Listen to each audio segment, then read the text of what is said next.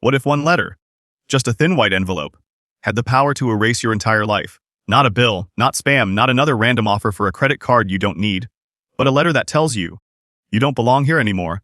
That's the exact nightmare that landed in Yara's mailbox on a quiet Thursday morning. No cameras, no glam makeup, no TLC editing magic. Just a woman in pajamas, holding a piece of paper that could end her marriage, separate her family, and send her halfway across the world. Now, I know what you're thinking. Come on, how bad could it be? Oh, trust me. Bad enough that even Jovi, the "I'll fix it later" guy, went silent for days. And you know when he's quiet, something's seriously wrong. Before we dive in, if you're the kind of person who breathes drama, heartbreak, and what the heck just happened moments from 90 Day Fiancé, then hit subscribe right now. Because this story might just change how you see Yara forever. From the outside, Yara and Jovi looked fine. They had survived what most couples on this show couldn't: distance, culture shock, parenting, and about 50 arguments over whether Jovi should actually grow up. Their relationship wasn't perfect, but it worked in that messy, human way. Fans joked that Yara was the CEO of patience, and Jovi, well, the intern who kept missing meetings. But lately, their social media told a different story. Smiles that looked too rehearsed. Captions that sounded like they were written by two people living in different worlds. Then came the letter. It wasn't a love note. It wasn't even a legal warning. It was the kind of letter that makes your blood freeze halfway through the first line. A notice from the U.S. Immigration Office, informing Yara that her residency status was under review due to discrepancies in her visa documentation. Discrepancies. That one word hit harder than a breakup text at 2 a.m. She read it once, twice, a third time whispering to herself, "This can't be real." Her hands trembled. The paper felt heavier with each second, like it was trying to crush her future right there in her living room. Mila was playing on the floor. The TV hummed in the background. And Yara just stood there, tears blurring the letters that would decide everything. So the letter scene, deep emotion. You ever get that feeling where your body's still, but your heart's sprinting? That was Yara in that moment. She wanted to call Jovi, but he was working offshore, unreachable for another 2 days. So, she sat on the couch, the letter in her lap, her phone in her hand, typing and deleting messages like, "Baby, something bad happened. I got a letter from immigration. I'm scared. Delete. Delete. Because how do you text your husband, 'I might be deported'?" When she finally gathered herself, she did what most of us would do. She Googled. And that's when panic truly set in. Forums filled with horror stories, families torn apart, people deported for typos, missed appointments, outdated forms, simple things. And just like that, Yara realized this wasn't just a misunderstanding. This was a ticking clock. Here's where it gets worse. When Jovi finally got her call, he didn't even let her finish before saying, "Call the lawyer. We'll fix it." Except, the lawyer was the problem. Turns out, months earlier, the same lawyer had submitted Yara's renewal documents without updating a critical section: her change of address. So technically, on paper, Yara was living somewhere she hadn't been in over a year. And guess what? That's a federal no-no. When she confronted him, the lawyer gave her that calm, corporate smile. The one that says, "I might have ruined your life, but I'll still bill you for it." He said things like, "It's a minor clerical issue. Yara, don't panic. Don't panic." Her life was on pause, her marriage was hanging by a thread, and this man wanted her to breathe.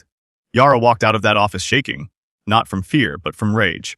Meanwhile, Jovi was stuck miles away, watching the chaos unfold through patchy video calls and midnight texts. He tried to be calm, rational, the voice of reason. But even through that static connection, you could see the panic in his eyes. "We'll fight this," he said. "I'll come home early." But he couldn't. His job didn't care that his wife was facing deportation. Corporate deadlines don't pause for broken hearts. And that's when something in him snapped. This wasn't about the party boy who never grew up. This was about a man realizing he might lose the only thing keeping him grounded. He stopped joking, stopped posting, and fans noticed. Comments flooded in. "Why does Jovi look so tense lately? Something wrong with Yara? Why aren't they together anymore?"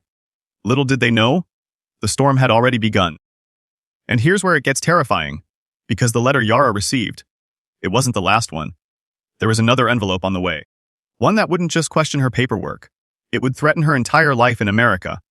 But before that arrived, Yara made a single, fateful decision. One that would turn this immigration nightmare into a full-blown 90-day fiancé scandal. So here's the question, my friends. If you were Yara, standing there with everything on the line, would you run? Would you fight?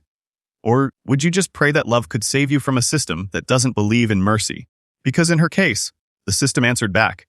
You know that moment when your brain refuses to shut up? When every what if feels heavier than your own heartbeat? That was Yara, alone, anxious, pacing her living room at 2 a.m., while Mila slept peacefully, unaware that her mom's world was collapsing one government letter at a time. For days, Yara barely ate. Her makeup videos stopped. Her DMs filled with fans asking if everything was okay. But how do you answer? I might lose everything, with a heart emoji and a sparkle filter. She tried to stay calm for Mila's sake, but every knock on the door made her chest tighten. She'd flinch at the sound of mail being dropped through the slot. It was like living in a horror movie where the monster didn't growl. It typed in legal English. Sometimes she'd scroll through old pictures, Jovi holding Mila as a newborn, their first family trip, the messy smiles.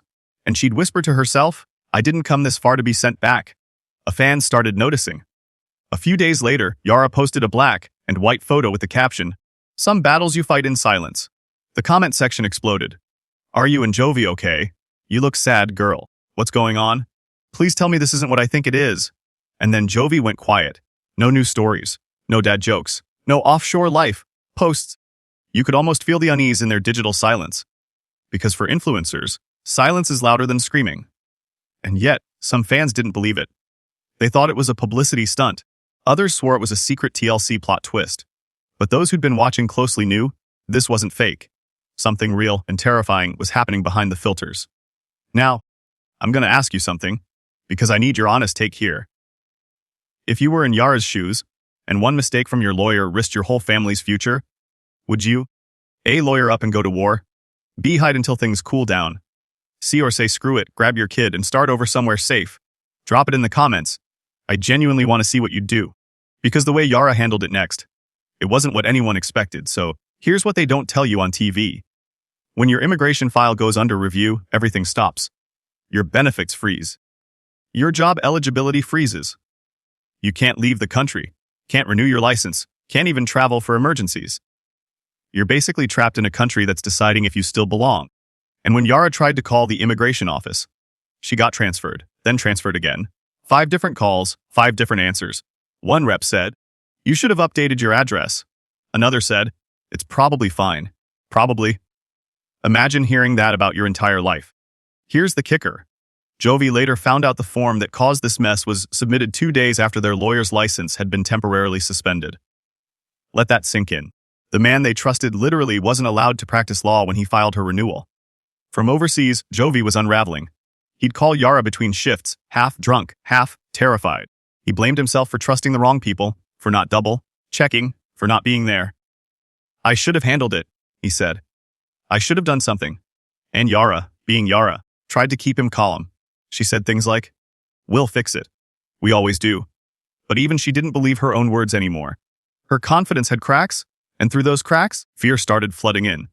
One night, she tried to distract herself. Netflix, popcorn, the works. She picked a comedy. But 10 minutes in, a random immigration joke came up. She froze, paused the screen, and said to herself, yeah, I'm officially cursed.